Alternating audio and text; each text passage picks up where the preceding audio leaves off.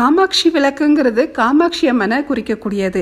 காமாட்சி இந்த பெயருடைய விளக்கமே பாத்தீங்கன்னா, கா என்பது பிரம்மசக்தியா திகழக்கூடிய அந்த சரஸ்வதி தேவிய குறிக்கும்.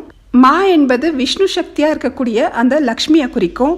அக்ஷி என்பதற்கான பொருள் கண்கள்னு அர்த்தம். காமாட்சி தாயாரோட ஒரு கண்ணுல சரஸ்வதி தேவியும் மற்றொரு கண்ணுல லக்ஷ்மி தேவியும் இருக்கிறதா ஐதீகம்.